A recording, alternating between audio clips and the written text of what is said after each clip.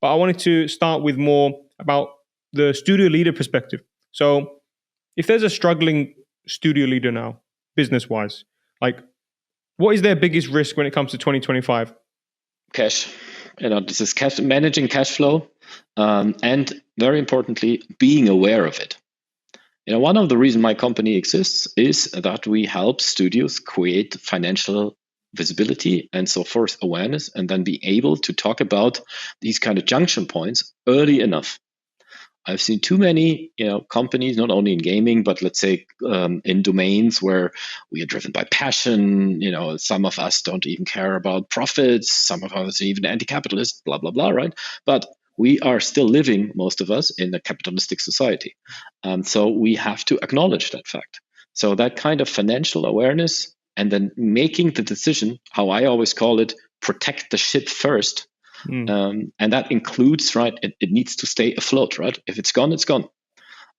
So basically for the struggling entrepreneur in that field, yes, dive into the numbers, even if it's painful, even if it's to a degree boring. At the moment, I don't think it's boring. It's probably rather frightening. And go in, get mentors, get people you trust, call us, call other entrepreneurs in gaming and ask them about best practice methods, right?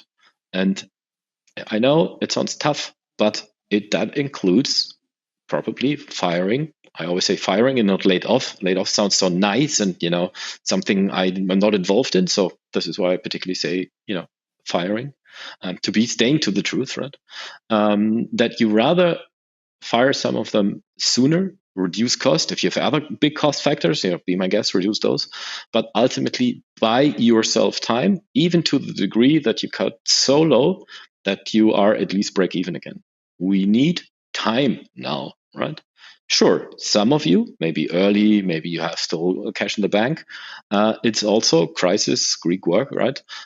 It also is not just a bad thing, but it is an opportunity too.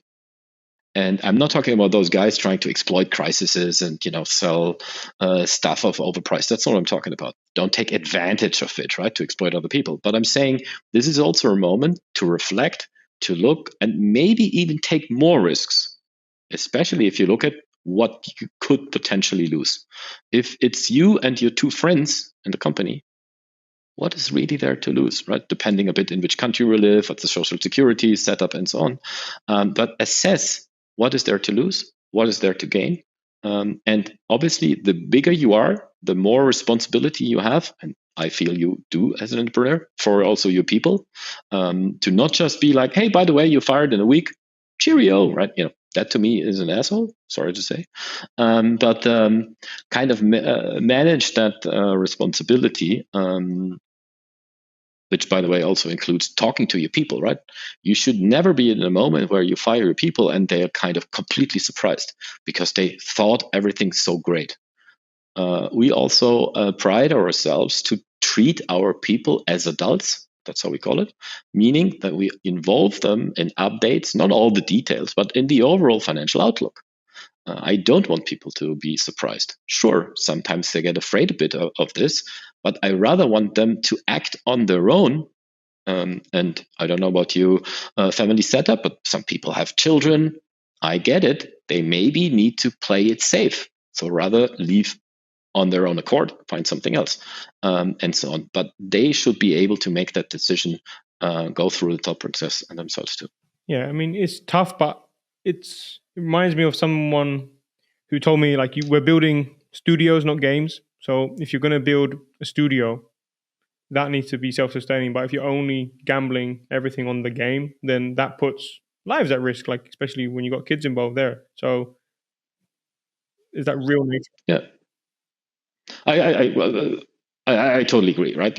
I always tell everybody RCP helps building studios and games at the same time, right? There's other people out there who do one or the other, or focus on. We kind of try to do both at the same time because in game development, which we're primarily active in, I think that's what you need to do. And you also need to acknowledge and tackle it in a professional manner, right? So sure, in game development, people take pride of getting better, finding shortcuts, use better tools, blah, blah, blah. the same should be true for entrepreneurship, right? There is no reason why out of a bunch of friends, I exaggerate, go into stereotypes here, right? A bunch of friends from a studio, the one who can deal a little bit with finance and the numbers, oh, you're the CEO, you take care of the business, right? Meaning, and they're not necessarily trained for it. I'm not saying that everybody needs to be trained for it, right? Economics and all this in most countries, I wouldn't call it very intellectual and sophisticated, to be very blunt, right? Again, don't want to diminish anybody who did that, and there's great careers coming out of it. But in general, it is not rocket science, right? But someone needs to then try to focus on it, because it's not just understanding business. It's about leadership. It's about legal, how to deal with people, how to kind of stay in the moment, also in regards to zeitgeist. Right? A couple of years ago, it was very much the industry also driven by its workers, right? There was such a high demand in people that, of course, incentives, how we dealt with people changed a bit. Now this changes again. Not because, I don't want to treat my people the best, but, tougher times, I have less money available. So stuff changes. And for you as a leader, as an entrepreneur, it's important that you kind of stay on top of things for your own skills, soft skills and hard skills, ultimately, right?